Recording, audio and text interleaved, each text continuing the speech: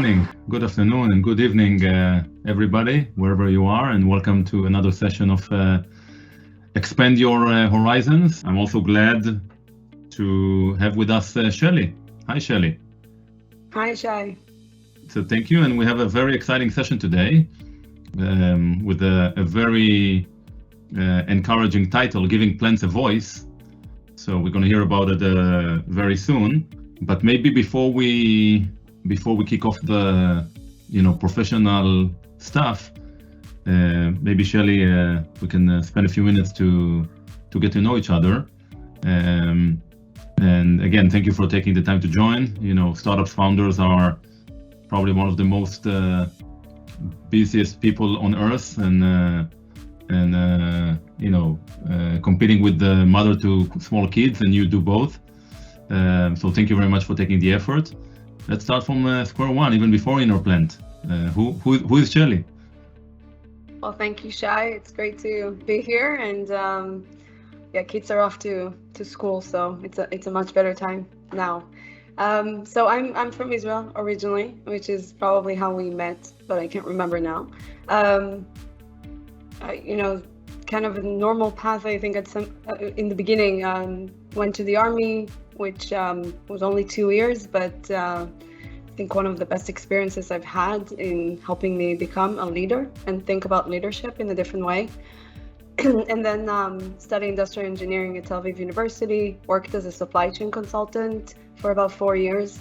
All of it was in real industries, so companies that are moving stuff around, not software around, which probably doesn't sound that strange, but now I'm in the Bay Area, in the Silicon Valley, and all there is software, right? So I think that experience has been helpful for me to choose my path. From there, I went to business school at Stanford, so that's what brought me to the US. And even before that, I had this really cool opportunity to open a marine construction subsidiary in Colombia, in Cartagena, Colombia. So I did that, and that was probably me jumping a little bit too high, but it was a really good experience. And overall, the project was successful, so I think we made it. But it was a really great experience to build something that really mattered. We're building part of a sewage system for the city. So that was funded by the World Bank, and it really made a difference because prior to that existing, all that water just went into a lake. All the sewage went into a lake. Obviously not something that you want to continue doing.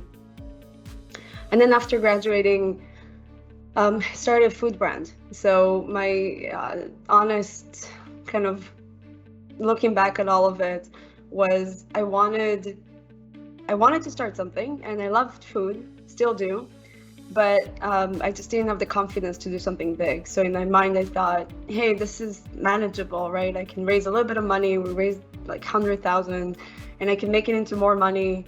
We got to about $1 million in sales annually. And by the time I did that, which was 4.5 years in, I thought, what next, right? I'm selling plastic. And I don't mean that in a bad way. I just mean it in a way that I don't care about it so much. Like, it's literally the brand on the shelf. It's not the food in the package, because people don't get to really experience the food in the beginning. What they see is the brand.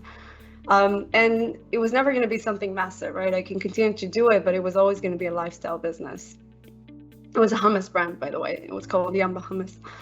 So right around that time, I had my first daughter, who's now 6, and I thought, I want to do something meaningful. I want to create a better place in this world. I want to work in food, but I want to work in agriculture, because I think agriculture is way more impactful than the other part of the equation of selling the food.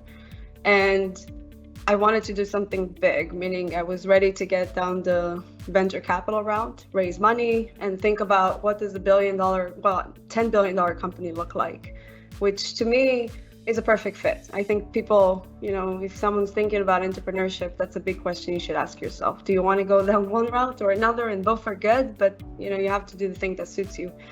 And that's the beginning of an InnerPlant. So maybe I'll stop there, because I think we'll cover InnerPlant a lot. So. Yeah. Maybe two observations to link your story to Orbia. Well, we might have people on the call here from Colombia, Cartagena, but Colombia is one of the largest countries where we operate. Really? Yeah, and one of our well, actually our biggest asset in the portfolio is a company called Wavin, which is one of the largest water infrastructure company in the world. So I wouldn't be surprised if they were involved somehow in the sewage project that you were involved. Maybe back then it was under a different brand than Wavin, but Wavin today is a $2.5 billion company that does water infrastructure projects around the world and sells equipment. And I think the other link, which you already aware of, is to our agriculture or precision agriculture business group, Netafim, that you had, I think, the opportunity to interact with some of the people from Netafim. So yeah, thought to bring together like two stories that connect your story and our story. And this is part of just in general getting to my age, which I won't disclose, but a lot of people are going through, you know, what do I want to do in life? How do I follow my passion? Am I happy? We go, like a lot of my friends are going through that. And I think my perspective is very strong, and I do try to share it a lot, which is, I think anyone can change the world. Anyone can make an impact. There's a path. It's actually a very analytical path, right? When people think about how do I start a company, how do I do something, it's not as complicated as it sounds. My kind of 2 cents is choose a problem you care about and then analytically start to figure out, is it the right business model? Are these the right unit economics? Does my customer care? You know, there's just a list of things that you have to go through. And I really highly recommend for people to never sit around and think, well, not me, someone else can do it, not me, because it's not true. And I think, you know, if you don't try, you fail. But if you try, you might succeed, and then you're going to be happier. You're going to follow your passion, and then you might actually make an impact on the world. Thanks for sharing that.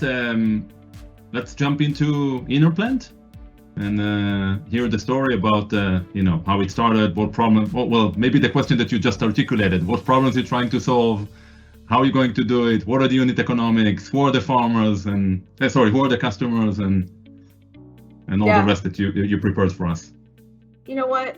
I know we're talking about the video, but there's a really lovely video on our website. If anyone wants to see it, I recommend watching it. I'll just tell the story. And maybe I'll start with sharing the slides then. So starting with the problem, and I can walk you through my experience. So as you've heard my story, I have no experience in agriculture, and I had no experience in agriculture. And I think there's actually a huge benefit, but it does require about 2 years of studying the industry deeply to become an expert, right? Because you can't really start a company without being an expert in your field. But anyone can become an expert if they spend, 10,000 hours. So I did the math, like you can reasonably do it in 2 years. And it requires more than reading. You have to network, you have to put yourself out there, you have to think about it strategically. But then you have the advantage of not being an insider. So all the things that a lot of people think, oh, this is never gonna change, or this is not something you can do, you don't have that. So that was really the beginning of InnerPlant, was a few things, and then I'll jump into the problem. But I came across the concept of biosensors, which I'll show you what a biosensor is, right? But it's this way to digitize crops.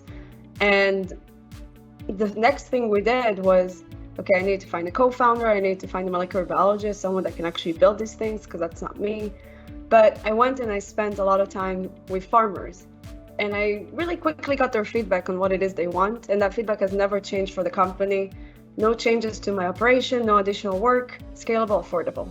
So we always had our gold star of like, this is what the farmers want. And if we can make it for them, we can be successful. And then the other part was, what has been successful in agriculture? And clearly, by the way, Netafim is one of the companies that was really successful, right? Drip irrigation was a huge success and had huge adoption. But we work on soybeans and corn, and those are rain-fed. The things that worked in our industry are GPS-guided tractors and GMO seeds. So as most people look at GMO seeds and think, oh my God, that's so stressful, people don't like them, I don't know, stuff like that.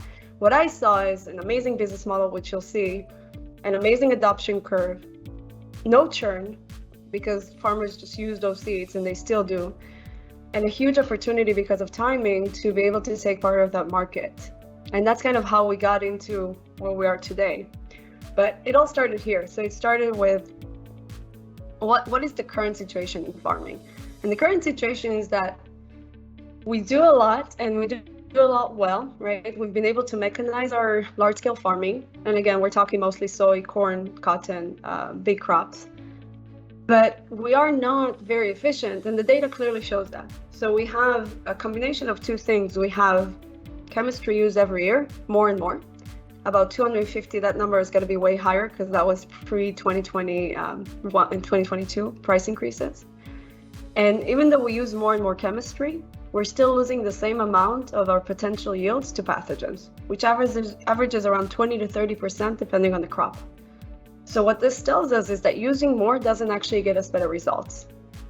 And it's estimated that 50 to 75% of pesticides are misapplied, while 30 to 50% of fertilizers are overapplied. So why do we do all of this, right? Why are we using more than we need and getting less than optimal results? Because we can't realistically understand what crops need. We don't see it early enough. We don't have the right tools to be able to address it. And farming is large, right? If you think about an acre of soybeans, we're talking 120,000 plants, and each one of them is not getting treated. In reality, what you're treating is probably a few acres at a time, probably actually, 100, if not more acres at a time. So it's all this lack of the right data in combination with this really large practices that are creating this inefficiency, and that inefficiency is the opportunity that we wanted to solve for. So basically, if we're saying it in different words, and maybe for our non-agriculture guys, going back to the previous slide, there is a lot of money and chemicals that are being applied on the fields, and mainly on what we call broad acreage fields, corn, soybean, cotton, sometimes sugarcane. And those chemicals were designed to address certain pathogen. It could be certain weeds or insects or fungi. Mm-hmm. Right. But the problem is that we know for a fact that people over apply it. So they use too much of what is required scientifically. And at the same time, they are not being able to treat all the pathogens. So even though they over apply, there are still 20%, which is a huge number if you think about it. 20% of the global yield is being lost due to these different pathogens. Again, weeds, insects, or fungi, correct? Yeah, exactly. And the main reason why it happens is that people, if you imagine a field being like a big plant that produces something, in our plants, and people understand that because we are producing, right, stuff. You have sensors on every step in the process to understand what is the pressure, what is the temperature, what is going on, is the product being produced in the right way. But in agriculture, we have no idea, or we don't have enough idea in advance to understand what's going on until it's too late, right? Yeah, I think that's a great analogy, right? A lot of people that don't work in agriculture imagine one or two things, actually. Usually they imagine some kind of version of Old MacDonald had a farm, right? Where there's like a couple of pigs, some turnips, and that has nothing to do with agriculture. That's really just a children's book. And the people that understand what large-scale agriculture looks like, thousands of acres, maybe the size of San Francisco, which is where I'm at, which is one farm. They do think about it a little bit like it's run the way that you run your facilities. And it's impossible to do that today because these are biological systems, right? So they don't work like a man-made facility would work, incredibly efficient, well-designed by people, and so on. So it's that gap that creates that inefficiency. Yeah, and going back to the story of InnerPlant, there are no widely adopted sensors that can tell us what's going on in the field in real time. Right. Yeah. And then if we go into, because that's some of the stuff that I took off my wish list in the early days, or actually I put on my wish list, depending on how you want to look at it. But this picture, right, I do like this picture as I look at it. Can you imagine a sensor in that field? Maybe a sensor on every plant, maybe a sensor every 20 plants. How would that actually work, right? How do you put them there? How do you make sure they stay there? How do you connect them? How do you manage them? The reality is that the physical sensors can work for high-value crops, something like grapes or strawberries, I don't know, something that's smaller and has more people in the field. But for soybeans, for corn, you have more crops than the eye can see and probably 4 or 5 people managing that. It's just not reasonable to expect them to manage additional stuff in that field. That's not just the crop growing and just the crop growing realistically. Yeah.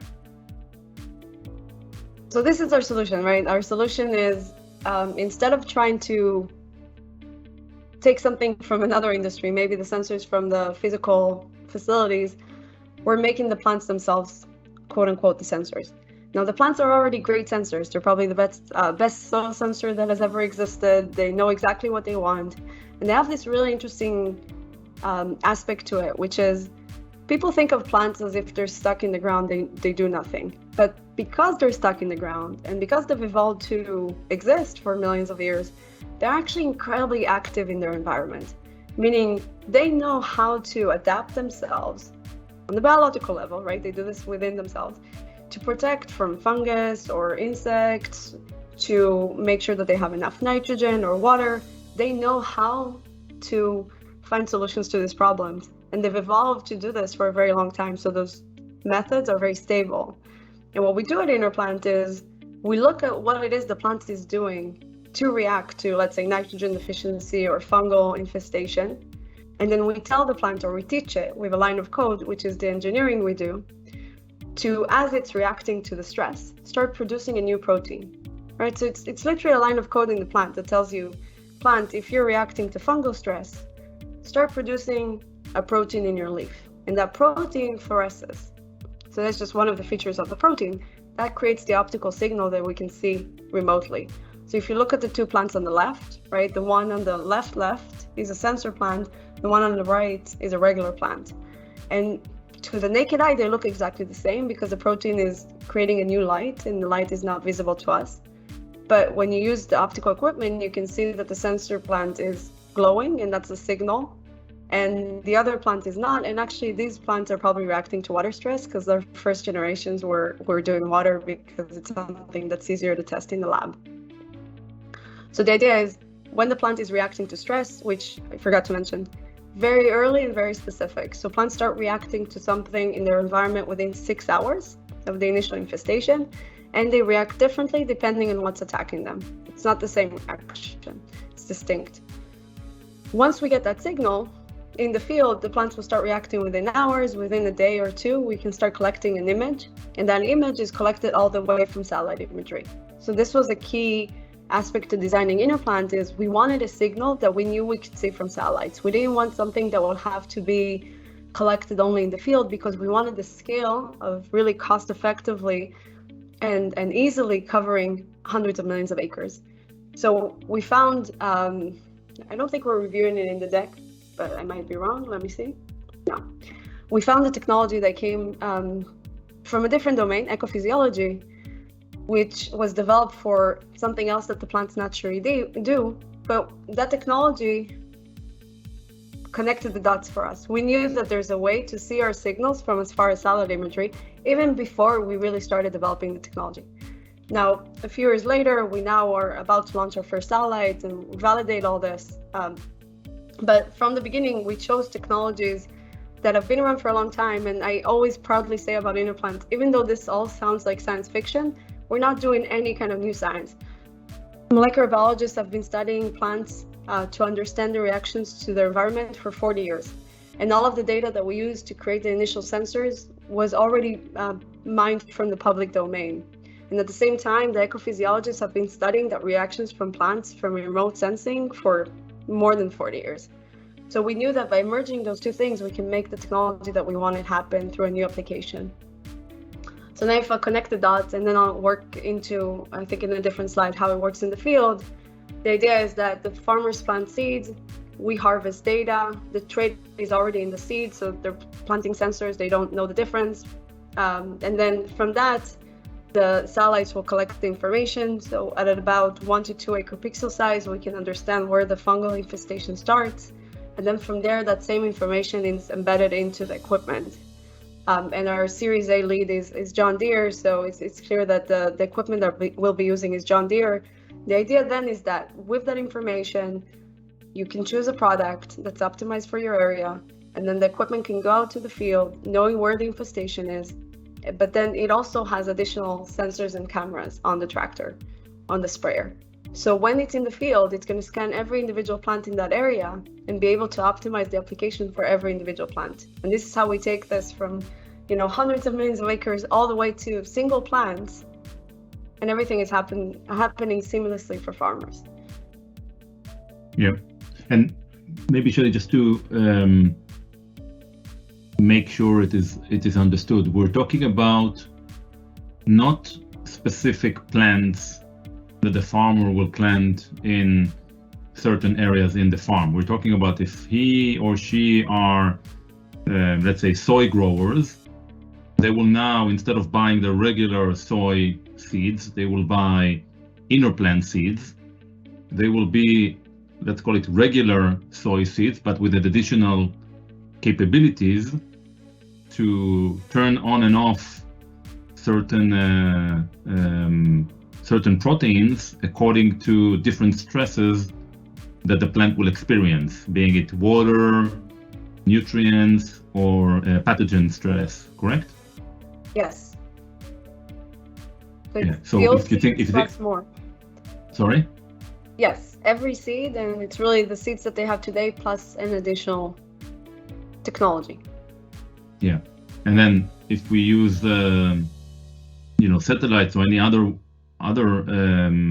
technologies to analyze it, we're basically going to look at the entire field, and we'll see different colors being presented according to the different stress level that these specific areas in the field have experienced. Exactly. Yeah. So that's another nice aspect of the fluorescent proteins, is that we can use different colors for different problems. And they're not really colors, but we characterize them based on where they come up on the light spectrum. Yeah, and today, like, commercial satellites already can see this wavelength, or you need any special equipment to see it? That's a good question. We believe there's at least 6 satellites out there that could see our signals. We still need to analyze data. So all of these people have sent us data packages, and we're really hiring some additional people for our team to be able to go through it and understand, can they see the signals? Do they have the right equipment already? There's also a couple of new satellites that are coming up next year, so this year actually. So again, there's additional options there. We're also working with a satellite company that's creating a dedicated payload. So that's basically an instrument that they designed only for the purpose of looking at our signals. And it's always a question, right? What is a preferred path? I think we like the idea of having all options, having just off-the-shelf data that we can purchase, and having dedicated equipment for us. And there's benefits and downsides in both. Yeah. Well, maybe a proposal. Next week, we're probably going to announce that we are investing in a satellite-based company that does cool stuff on analyzing things from satellites in agriculture. So if you want to talk to these guys, happy to introduce you to. Sure thing. So I guess this is almost like a summary slide of the different parts of the system, right? And it is a system. It's a complete ecosystem to create this level of precision farming, starting with the seeds that have the trait like you described, and that trait enables the plants to communicate what it is they need within 1 or 2 days, where it would take, depending on the stress, anywhere from a week to 2 weeks until you see kind of visible symptoms that you could pick up otherwise. And then those signals are picked up all the way from, I would say, all the way from satellites to equipment. And obviously we can use drones, and we can use robots, and we can use airplanes. We wanted to make sure that we start with the 2 kind of extremes, because I wanted to make sure that happens. And then if we add things in the middle, that's great. That's additional options for the farmers. And eventually all that gets visualized for the farmers in their data platforms. And again, this was a decision we had to make, but we decided that what InnerPlant is going to be as a company is we're providing this new data source into the industry. And we don't actually want to compete with any one of our partners. So we're not going to deliver this data directly to the farmers. We'll actually license this into all the existing platforms so that all of them can become better, provide better accommodation to farmers, and not create a new platform so that they have, a seventh computer in their equipment. Okay, so the go-to-market strategy, and this is where we go into business and a lot of it. But the idea is how do we get this to where we want it to go, which is how do we get the trait into every seed? Because that's the goal, right? The goal is not to work and start to sell seeds to some farmers and maybe collect data from some fields. We want this in every single acre of soybeans and corn. And the path is to work with the existing distribution channel, the existing players that have quite a lot of market share in order to get that into the hands of as many farmers as possible. So starting with the seeds, right? The idea is never to sell seeds, both because we don't want to compete with the people we want to work with, but also because we have nothing new to add when it comes to what makes a seed. What we make is seed technology, which is just one aspect of that seed. So we already have 2 partners for soybeans, and we're starting conversations with the other 3. There's basically 5 companies that own all of the seeds for soybeans. And ideally, we want to bring them all on board. So that means that every one of them can insert the trait or that technology into their seeds and then sell that seed to the farmer carrying the technology that we provide in it. And then once the seeds are in the ground, we want partners to collect that data. And here, maybe this sounds even more basic. Obviously, we have nothing else to add to the world when it comes to launching or operating satellites or equipment. So the idea was always, let's work with partners that can make this part of the equation for the farmers. And the satellite company that we're working with is called Satellogic. There's many others, but Satellogic has been committed to our mission from very, very early on. And September this year, we're scheduled to launch the first satellite. They're also very cost effective, so it's been really cool to see how the cost of launching and creating stuff for satellites has gone down. And then our partner for the detection is John Deere, and I mean, I don't think they need any introduction, but I can say from the early days, I've always been inspired by what John Deere is trying to do for the agriculture industry. They're really moving everything towards the plant-by-plant management, making their equipment more precise, smarter, autonomous, whatever it is. They're really pushing the needle, and I think in 10 years, field management of large crops are going to look completely different, and a lot of this is going to happen through John Deere. Which also means they happen to be the perfect partner for us. Not only do they have huge market share, about I think 56% in the US and something like a third of the market in Brazil, but they're also building technologies that we fit perfectly into. And then the last part for us was the demand, which the demand it's way more than what we're showing here, right? We want to actually bring in everyone down the supply chain so that there's as many people participating in the ecosystem. The beauty about an ecosystem is that the more players join, the more companies from different domains, they're actually more value for the farmers, more value for the partners, and more value for us. So we're incentivized to bring as many people to this collaboration as possible. But what we wanted to highlight here is actually the inner circle, which is our, let me see if I think the next slide should be about them. So inner circle is an initiative. Sorry to interrupt, Shelley. I think maybe your camera is off, but if you can turn it on, we can also see you once in a while. Oh, I'm sorry, I didn't notice it. So thanks for telling me. No, that's okay. Don't worry. Thanks. Is it on now? Because I still don't see. Yeah, it's on. Thank you. It's on. Okay. Thank you. So Inner Circle is an initiative we started in 2021. And it's been one of the best things we did for the company. So for any kind of aspiring entrepreneurs, I really highly recommend this. What it is, it's a paid community of farmers that, interestingly enough, have chosen to spend some time and some money with us to help us build the solution. And initially we did it just because we wanted to make sure they care. The reason we charge for it is because if you give something for free, you don't really know if people care about it. But if they have to make a decision to pay, then you know that there's going to be engagement. And since we started this, they've been a huge part of essentially everything we do. So we have now about 80 of the top producers in the US covering over 500,000 acres. And these people have become our QA. They've become our business development partners. They are the ones that help us to do product development. And every part of the business that we get done, every new aspect that we develop, we actually go back and we have sessions with a group of inner circle members to make sure that we're addressing the needs that they have, that we're building the right thing. It takes a long time to make biotech, and you really don't want to get it wrong and waste all of that time.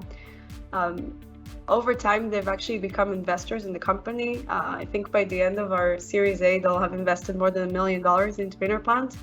But again, this is just more and more ways to work with our customers to make sure that we know what they want and that they get to know us. And of course, by the time we launch our soft launch next year, it's going to be with them. So we already know who are going to be the first testers of our technology, what fields we're going to be at, because they know us so well, and it makes a lot of sense to work with them first.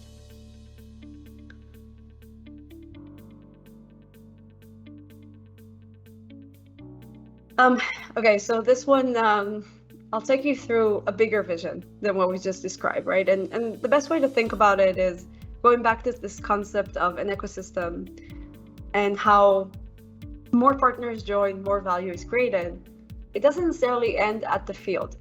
So everything we've talked about so far, I would call the micro world, right? Where micro is everything that's happening in a field, which is most relevant for the farmers farming that field and for the companies that sell to those farmers. And within that, I think we covered that pretty well, right? You have your seeds and you have your equipment, and the satellite data is going to support all of that. And obviously there's chemistry as well. So the ag retailers that recommend the products to the farmers or to the equipment, whatever way it happens. But that is just one level of what you can do with this kind of data sources. There's also the macro level. So if you take a step back and you don't think about a farm, but you think about all farms, there's a whole new level of benefits that comes out of that efficiency. So for example, we think through understanding how pathogens start, how they spread, what makes them go away, because I forgot to mention this, but our signals do go away when the problem is resolved. And then if you think about doing that over the entire continental US, you can understand how diseases are spreading. You can have better control of your supply chain and be able to stock products in advance because you now have trends coming at you, right? Thinking about the same data set, we can then license that to chemistry manufacturers or biological manufacturers, microbials, so that they can design the next generation of their products by essentially thinking about transitioning every agricultural field into labs, right? Into trial plots. And being able to do that, we can really push innovation because we have better understanding of how all these diseases are impacted and what makes them resolve. And then similarly, everything goes back to yields and yield predictions, because yield prediction is essentially assessment of all the available data that the USDA already has and additional stress data, which is what we have. So if you can start to understand how different fields are going to perform, it makes it easier to anticipate financial products like insurance, loans, trading commodities, right? There's a lot of these different elements that benefit from the macro trends versus the micro trends. And that becomes the larger opportunity for InnerPlant. Yeah, so, I could imagine something like, I don't know, the Weather Channel. Yeah. But instead of telling you that in 5 days you're going to have rain, you can tell it like in 2 weeks you might be infested with XYZ. Yeah. I mean, some of the favorite examples was one of the large chemistry companies was telling us that they literally send people to the south in the US to look for diseases so that they know in a few weeks if they're going to reach the north and if they have to stock products, right? That is unnecessary if you can essentially digitize all of that, and that data is now going to be highly available. And then on the really kind of dream scenario, I think this is definitely doable, but it's just too far into the future to say that it is. But I always envision that we can correlate the plant stress data with environmental data, and then start to understand, with weather data, and start to understand weather events better. Because there's no way that the plants are not impacted by the different microclimates that are happening. So if you take the weather data that you have today, which is clearly still falling short because we're not really good at predicting extreme weather events, but you add another massive data set that is probably, 60, 70% correlated, maybe you can get into better predictions, and I think that can help a lot of people in a lot of places. Yeah. This slide is a little bit outdated, and especially after what I've just talked about. But I would say that even the micro, so the plants themselves, just the trait themselves, opportunities, at least a $10 billion opportunity for the 3 crops that we're interested in between North America and South America. And I think what's more exciting about this actually is the margins. So part of the reason that I like the business opportunity here is everything we're building is essentially licensing of data or licensing of traits. And all of those products have very, very high gross margins, which makes it for a very compelling opportunity. And then this maybe goes back to the beginning of the story, but I often joke that the one slide that has been in my presentation from day one and has never left is this one. I think that would probably surprise a lot of people, because if we go back to the beginning of the conversation, I think usually when I talk about genetic engineering, GMOs, people are like, what? Why do you want to work on that? Isn't the world moving away from it? So this is actually reality. And this is the chart that I was talking about seeing in the early days of InnerPlant and thinking, how did they do that, right? Because that's what I want to do as well.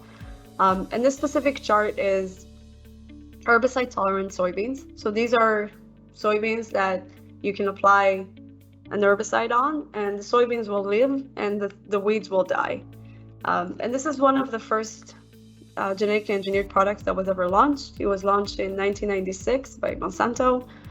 And what's interesting is it would launch before people knew what these things are, before there was any regulatory pathways internationally, because they're still working on it.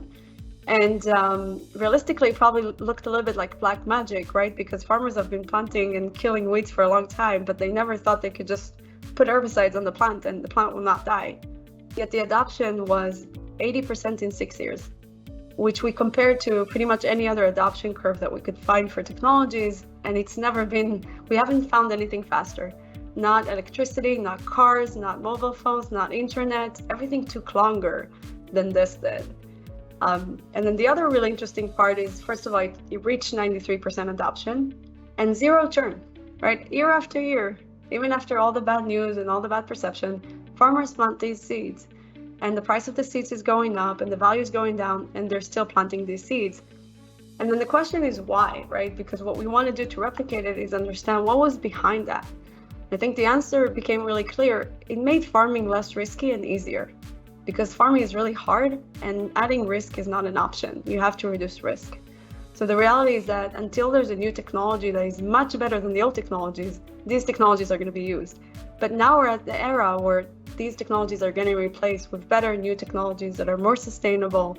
But again, this business model is really impressive, or this adoption curve. So just to get you in, I guess, a little bit into the weeds on what it is that we're planning to do over the next few years. In 2023, we want to complete our demonstration of the first product implementation of the first product concept, which is a fungal signaling soybean plant, which we're planning to trial in our field trials coming this June. And the idea is we infect our sensor plants, let's call it signaling plants to make it simple, with fungus, different assays of fungus. And then we look for when our signals come up and compare it to when can you see visual symptoms otherwise, and other kind of best of class technologies for detecting plant stress. The idea is to show that delta, because that is the real benefit of InnerPlant, which we expect to be quite large, but until the data is there, I'm not going to quote it. And then also get the US regulatory approval. So we didn't talk about this, but this was one of the kind of lucky breaks that we got, which is the USDA changed the regulatory process in 2020, where everything that's already been approved previously can go through a rapid petition, and what we are doing has been approved previously. So we expect getting that approval by June this year. And then at the same time, do the demonstrations with the partners. So show with John Deere that they can collect our signals from their equipment, right? Because it needs to happen through their sensors and their cameras and their infrastructure. Work with the satellite demonstration. So there's going to be 10 acres of soybeans that we'll plant probably in Argentina by the end of the year, or in the spring in the US next year, to show that we can collect the signal within the 2-acre pixel size that we're looking for, and then start a lot of processes around breeding and propagating seeds. And by 2024, the goal is to launch a soft launch with our inner circle members. So this is really when we go into commercial farms and work with those farmers. It's only going to be in the few hundred acres of scale because we won't have enough seeds, but it will get us to the validation that we want to show for the technology alongside the other, either demonstrations or increase of the capabilities for the detection, so we can scale in 2025 and onwards on more acres. Yeah. Shay, we might want to try to conclude like in 2 minutes because I already see quite a few questions coming in for you. So let me just do this slide and then we can call it because I think it's the end. So I do consider us as an impact company, but the way we think about impact is first, the farmers need to win. So it's all about creating more efficiency and more productivity and better results for the farmers, higher yields, less chemicals. What's interesting is that what's better for the farmers is better for the world, right? Right now, essentially farmers are stuck on this chemical treadmill, and what we want is a safe way for them to get off the treadmill. And by leveraging tools to reduce the dependency on chemistry, you can actually reduce tremendously the emissions coming from the production and distribution of the chemistry. So that's estimated at about 500 million metric tons a year of CO2 equivalents. And at the same time, by reducing the use of those products in the soil, you can enable the biodiversity and the microbiology of the soil to bounce back. So then you're creating soil that is healthier with more organic matter. That means more soil carbon sequestration. But nothing of that is something that we ask farmers to do. We just ask them to do what's better for them, and then the results are going to come because those better things for them and their soils happen to be better for the environment. And then this is our team. We're actually about 25 people now, hiring about 10 more people. So we're targeting about 35 people by the end of this year. That's it. Nice. So let me quickly jump into some of the questions that we received, and maybe the first one is to address, and we got it from multiple questions, so I'm grouping together some potential concerns on the quality of the final produce, on the taste, or other effects that it might have on the actual plant itself. Right. So obviously, we wouldn't be doing the science without testing all those things, right? And part of the pathway to choosing the fluorescent proteins is that they've been around for a long time, been used in many industries, and also have gone through all of the safety, non-allergenic, non-toxic data that you need. We're going to do this as well ourselves, but we knew before starting that this is not going to be an option. So in the selection of the final event, you look for plants that are completely healthy, that have no off-target issues. So this is part of just doing good product development on our end, right? And I would say lastly, the fluorescent protein is almost certainly not going to end up in the seed itself. So this is going to express in the leaves and otherwise, but not in the seeds. So there's not going to be any human interaction with the product as it is. Even if there was, it wouldn't be a problem. The other set of questions talks about, could this be done also with other type of seeds, tomatoes, grapes, avocados, or probably the answer is yes. Yeah, absolutely. You can do this with honestly any biological system, right? But definitely any crop, and it would work very similarly, very similar with all crops. We actually looked at it. We work on 6 different crops, model plants, and then the actual commercial crop. And they all happen to work exactly the same because I think plants are very alike, right? So they have the same protection mechanism. It's always the same genes. We just focus on the really large crops, both because of the business opportunity, but also we're going after crops that are already genetically engineered because it's easier to introduce a trait there than it would be into a crop that's not. Yeah.